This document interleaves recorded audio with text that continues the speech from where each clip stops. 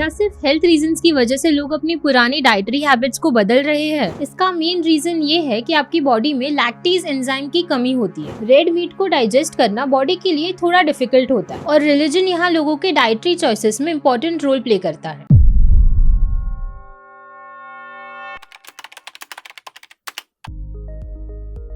आजकल इंडिया में एक नोटिसेबल ट्रेंड देखने को मिल रहा है। बहुत लोग अपने डाइट में एनिमल प्रोडक्ट्स को अवॉइड कर रहे हैं। ये ट्रेंड सिर्फ मेट्रोपॉलिटन सिटीज तक लिमिटेड नहीं है, बल्कि हर तरफ काफी पॉपुलर हो रहा है। लेकिन सवाल ये उठता है कि आखिर ये शिफ्ट क्यों आ रहा है? क्या सिर्फ हेल्थ रीजंस की वजह से लोग अपनी पुरानी डाइटरी हैबिट्स को बदल रहे हैं, या इसके पीछे कोई और भी रीजन है? अगर आप भी अपने डाइट में कुछ चेंजेस करने की सोच रहे हैं और प्लांट बेस्ड प्रोटीन के ऑप्शंस एक्सप्लोर कर रहे हैं, तो ये वीडियो आपके लिए। पहले समझते हैं कि प्लांट बेस्ड डाइट्स इतने पॉपुलर क्यों हो रहे हैं। सबसे पहला रीजन जो डेयरी प्रोडक्ट से दूरी बनाने के लिए रिस्पॉन्सिबल है, वो है लैक्टोज इंटॉलरेंस। आजकल ये कंडीशन काफी कॉमन होती जा रही है। सिंपल टर्म्स में लैक्टोज इंटॉलरेंस का मतलब ये होता है कि आपकी बॉडी मिल्क और मिल्क प्रोडक्ट्स अच्छे से डाइजेस्ट नहीं कर सकती। इसका मेन रीजन ये है कि आपकी बॉडी में लैक्टेज एंजाइम की कमी होती है, जो मिल्क में प्रेजेंट लैक्टोज को डाइजेस्ट करने के लिए हेल्प करता है। इंडिया में की गई रिसर्च ये कहती है कि अप्रोक्सीमेटली 60 to 65% लोग लैक्टोज इंटॉलरेंट है। आपने कभी मिल्क पीने के बाद ब्लोटिंग या डिस्कम्फर्ट फील किया है? ये लैक्टोज इंटॉलरेंस का साइन हो सकता है। अब क्योंकि डेयरी प्रोडक्ट्स को डाइजेस्ट करना डिफिकल्ट हो जाता है, इसीलिए लोग इन्हें अवॉइड करने लगते हैं, चाहे वो मिल्क हो या पनीर या दही। एक इंटरेस्टिंग बात ये है कि लोग अपने बचपन में बिना किसी प्रॉब्लम के मिल्क कंज्यूम कर लेते हैं, लेकिन जैसे जैसे एज बढ़ती है लैक्टोज इंटॉलरेंस डेवलप हो सकता है। ये नेचुरल एजिंग प्रोसेस का पार्ट है, क्योंकि बॉडी के अंदर लैक्टेज एंजाइम का प्रोडक्शन धीरे धीरे कम हो जाता है। इसीलिए हम आज देखते हैं कि आलमंड मिल्क, सोय मिल्क और ओट मिल्क जैसे डेयरी अल्टरनेटिव्स काफी पॉपुलर हो रहे हैं। दूसरा मेजर रीजन है डाइजेस्टिव इश्यूज, जो लोगों को animal based foods specially red meat से होते हैं। रेड मीट को डाइजेस्ट करना बॉडी के लिए थोड़ा डिफिकल्ट होता है। जब आप हेवी मीट डिशेस कंज्यूम करते हैं तो डाइजेस्ट करने में उसे टाइम लगता है। इससे स्लगिशनेस, हेवीनेस और ब्लोटिंग फील हो सकता है। इसका रीजन ये है कि मीट को डाइजेस्ट करने के लिए बॉडी को ज्यादा मेहनत करनी पड़ती है। इसके कॉन्ट्रास्ट में प्लांट बेस्ड फूड में फाइबर होता है, जो डाइजेशन को इजी बनाता है। रिसर्च कहती है कि प्लांट बेस्ड डाइट को डाइजेस्ट करना बॉडी के लिए ज्यादा एफिशिएंट होता है। इसीलिए आजकल लोग प्लांट प्रोटीन जैसे लेंटिल्स, बीन्स और सोय प्रोडक्ट्स की तरफ शिफ्ट हो रहे हैं। फॉर एग्जांपल, एक हेवी मीट बेस्ड मील लेने के बाद अगर आप स्लगिश या लेथार्जिक फील करते हैं, तो plant based protein sources try करने का सोचिए। प्लांट प्रोटीन आपको वो हेवीनेस फील नहीं करवाएगा जो मीट खाने के बाद होती है, और आपके एनर्जी लेवल्स भी ज्यादा स्टेबल रहेंगे। यही वजह है कि फिटनेस कम्युनिटी भी प्लांट बेस्ड प्रोटीन ऑप्शंस को एक्सप्लोर करने लगी है। थर्ड रीजन है religious and personal preferences. India एक कल्चरली डाइवर्स कंट्री है और रिलीजन यहाँ लोगों के डाइटरी चॉइसेस में इंपॉर्टेंट रोल प्ले करता है। हिंदुइज्म, जैनिज्म एंड बुद्धिज्म जैसे रिलीजन्स मीट कंजम्पशन को स्ट्रिक्टली अवॉइड करते हैं। रिलीजियस रीजंस के अलावा कई लोग एथिकल एंड एनवायरमेंटल कंसर्न्स के वजह से भी एनिमल प्रोडक्ट्स को अवॉइड करते हैं। एनिमल क्रूएल्टी और एनवायरमेंटल सस्टेनेबिलिटी के इश्यूज को ध्यान में रखते हुए आजकल वेजिटेरियनिज्म और वीगनिज्म का ट्रेंड अर्बन इंडिया में काफी पॉपुलर हो रहा है। रिसर्च कहती है कि मीट प्रोडक्शन का कार्बन फुटप्रिंट काफी हाई होता है, जबकि प्लांट बेस्ड डाइट्स एनवायरनमेंट के लिए कंपैरेटिवली बेटर होता है। अब जब बात प्रोटीन की आती है, तो एक कॉमन मिसकंसेप्शन ये है